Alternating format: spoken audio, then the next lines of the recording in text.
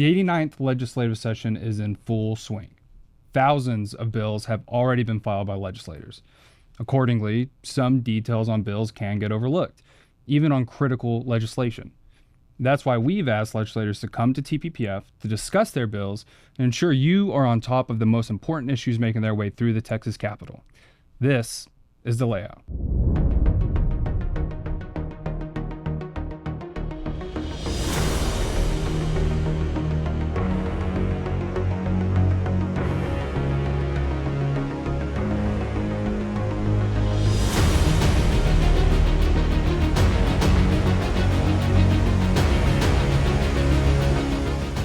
I'm Carson Clayton, Campaign Director for TPPF's Life Power Project.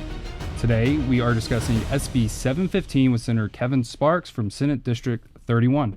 Senator Sparks, welcome to The Layout. Thank you. Thanks for having me. Absolutely. So SB 715, that is a bill that's going to amend the utility code and expand which generators are going to be held to a upcoming reliability standard. Yeah, so the idea, Texas is still suffering from overproduction of unreliable electric generation, primarily wind and solar, which we've overbuilt over the last 25 years. And so what this bill is going to do is, so last session, House Bill 1500, basically through the sunset, had the PUC, required the PUC to create some reliability standards.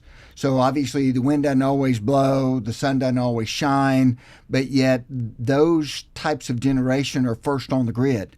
And therefore, in order to create more reliability to the grid, they set up, the PUC is going to be creating reliability standards. So if a wind farm says we're going to generate X, Y, Z or this amount of electricity tomorrow, and the wind doesn't blow as hard as they thought it was going to blow, they're responsible for a certain percentage of that.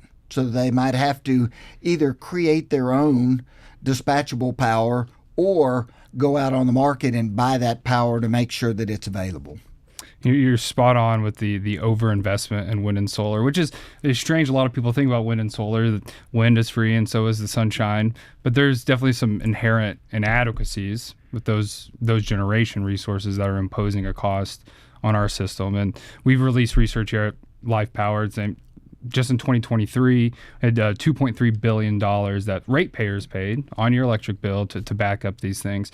And like you mentioned, last session, there was HB 1500 that established this reliability requirements. And there's been a lot of work on the grid over the past two sessions. It's slowed down a little bit, but you have this one that's going to be expanding it. Because HB 1500 it was a little bit short. It is going to create that reliability requirement, but not for everybody. That's right. That's correct. It doesn't start until 2027, I believe, mm-hmm. and the other thing, it's just on new generations that's built after that.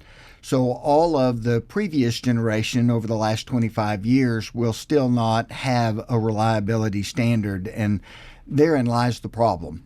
I want to back up briefly. Mm-hmm. People want to talk about the fact that wind and solar are cheap. Well, that's not really true. The federal tax dollars that were already removed from our wallets are what primarily built all of the wind and solar. And the green energy credits are what allow them to actually operate even at a loss. So there's no fuel input for either one of those. And so people think of those as cheap energy, but realistically, they're not cheap forms of energy.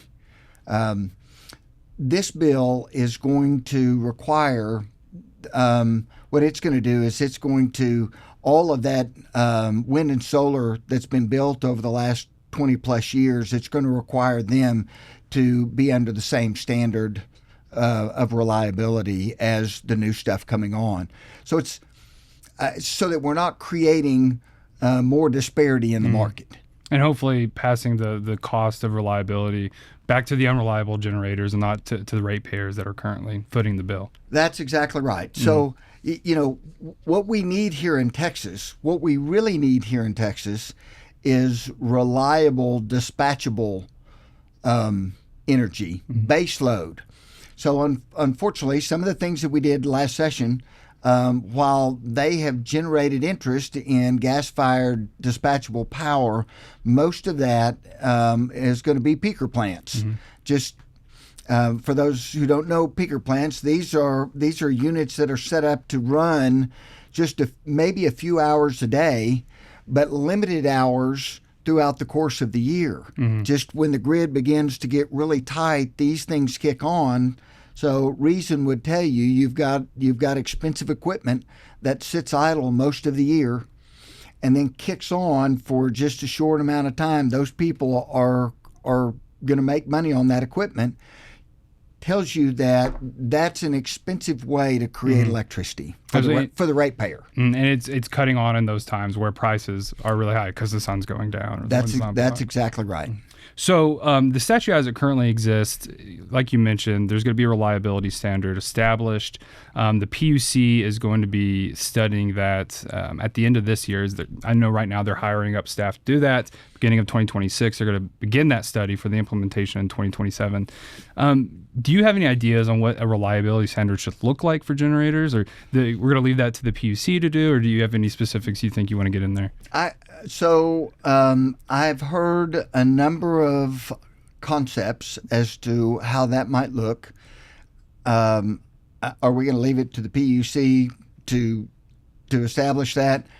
I would hope that we being the energy industry across Texas, would advise them, give them suggestions, help them come up with what we believe would be a good conservative approach to what that reliability standard would look like. So step one, expanding that standard. Step two, working with the PUC to make sure we get a good one. Correct. Awesome. So will this change the way all generators operate significantly? Is it just going to be the ones that are unreliable? Do you think there's going to be anything on dispatchable power that we might need to look out for? Well, so the way the bill is crafted is to create a reliability factor for all generators, and I think that's the way it ought to be.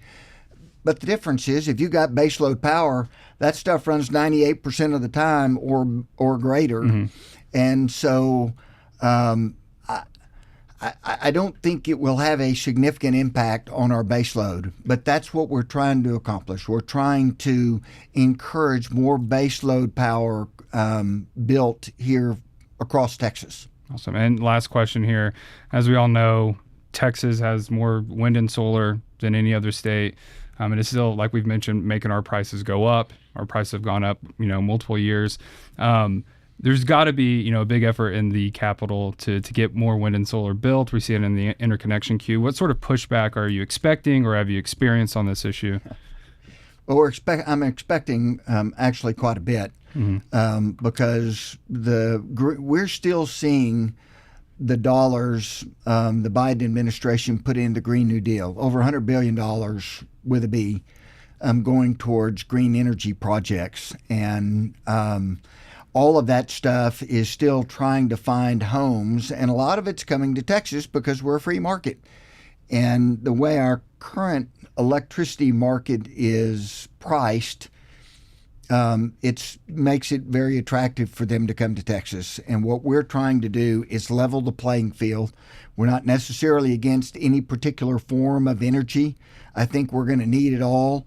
But what we can't afford to do is continue to build intermittent power like wind and solar at the exclusion of baseload.